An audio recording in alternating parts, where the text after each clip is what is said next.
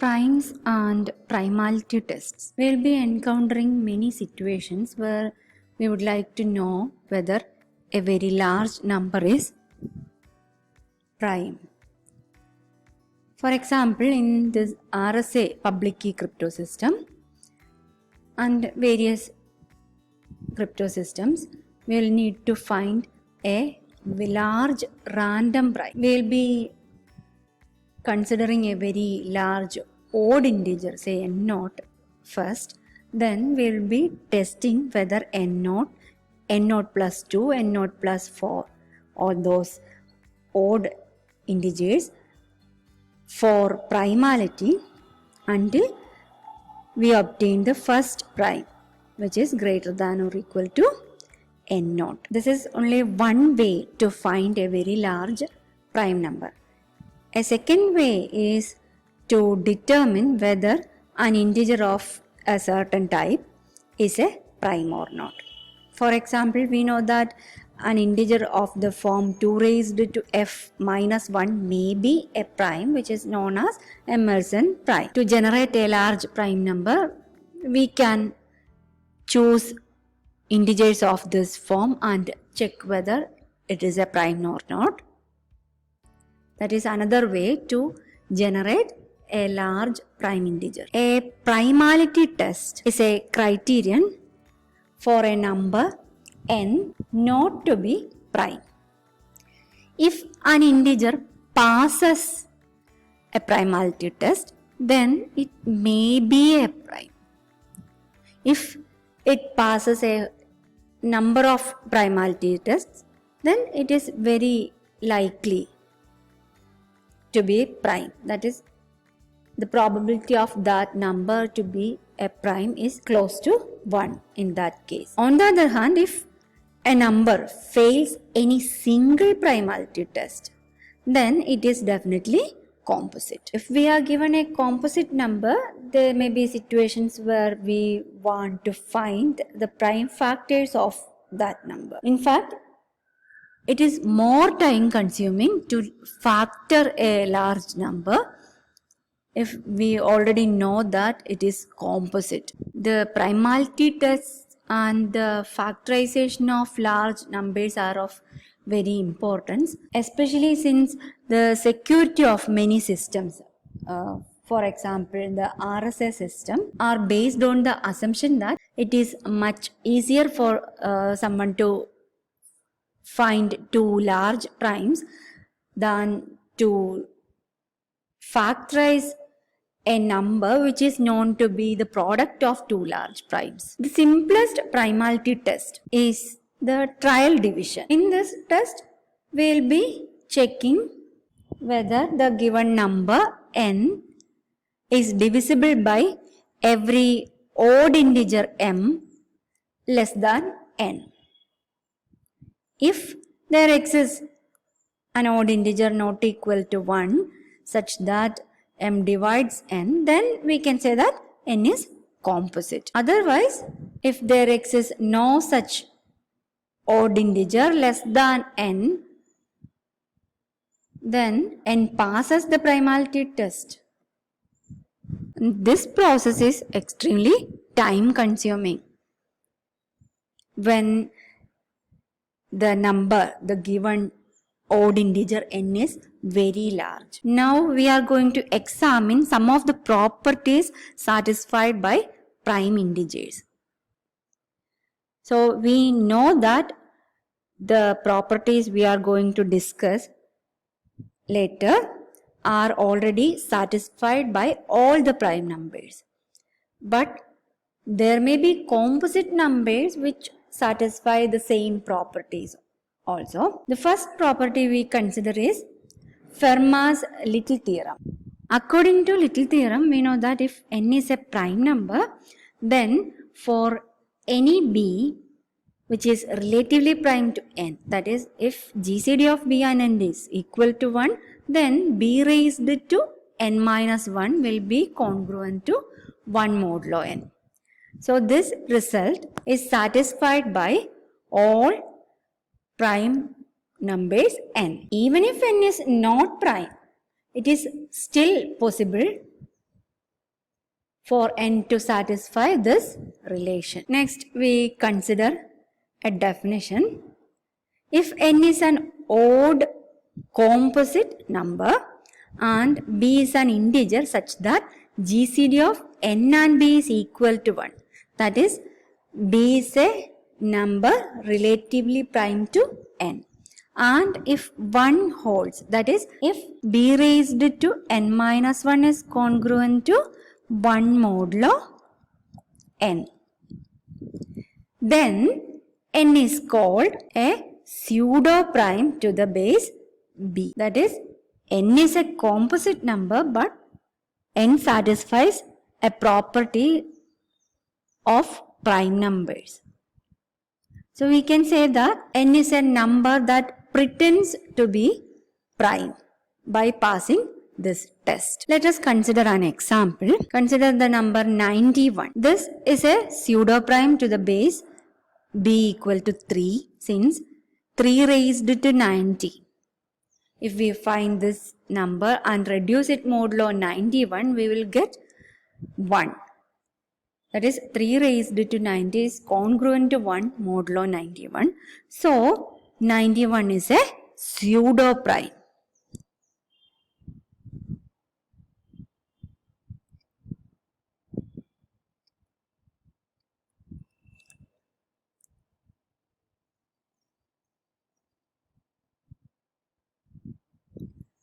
But we can also see that 91 is not a pseudo prime to the base 2, because 2 raised to 90 is not equal to 1. So we can see that 91 does not pass the test we described earlier. So we can conclude that 91 is composite. But since 91 is a very small number, we will be able to factorize it and prove that it is not composite. Still, this process of checking whether a number is a pseudo prime to every base relatively prime to that number is a good way of finding whether the given number is composite or not. Now let us consider a few properties of pseudo primes. Here we are assuming that n is an odd composite integer. Then the first result states that n is a pseudo prime to the base b, where GCD of b and n is equal to 1. That is, b is a number relatively prime to n, possible if and only if the order of b in z by nz star, z by nz is in fact the equivalence classes under the relation congruence modulo n, or we can take the representatives in each equivalence class and express the set as set 0, 1, 2, etc. in minus 1. Then z by nz star represents the collection of all invertible elements when considered modulo n under multiplication. So, if b element of z by nz star, then GCD of b and n will be equal to 1. To prove the first statement, let us assume that b belongs to z by nz star. That is, assume that GCD of b and n is equal to 1. Then n is a pseudo prime to the base b if and only if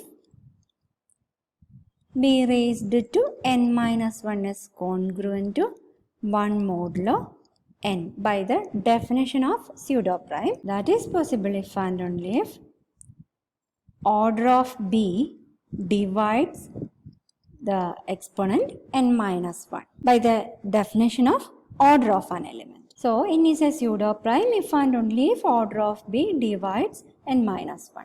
Hence, the statement A is true. Now, we need to prove that if n is a pseudo prime to the bases b1 and b2, when we say that b1 and b2 are bases, it is obvious that GCD of b1 and n is equal to 1, and similarly GCD of b2 and n is equal to 1. Then, that is, if n is a pseudo prime to the bases b1 and b2, then n will be a pseudo prime to the base b1 into b2. Similarly, n will be a pseudo prime to the base b1 into b2 inverse, where b2 inverse is the integer which is inverse to b2 modulo n. Now, to prove the second statement, let us assume that n is a pseudo prime to the bases b1 and b2. Then b1 raised to n minus 1 will be congruent to 1 modulo n, since n is a pseudo prime to the base b1. Similarly, b2 raised to n minus 1 will be congruent to 1 modulo n, as n is a pseudo prime to the base b2 as well. So, we can write b2 inverse raised to n minus 1 is also congruent to 1 modulo n. Therefore, b1 into b2 all raised to n minus 1 is equal to b1 raised to n minus 1 into b2 raised to n minus 1, and that will be congruent to 1 into 1, which is 1 modulo n, which implies that n is a pseudo prime to the base b1 b2. Similarly, to prove that n is a pseudo prime to the base b1 b2 inverse, let us consider b1 into b2 inverse raised to n minus 1, which will be b1 raised to n minus 1 into b2 inverse raised to n minus 1, and this product will be congruent to 1 modulo n.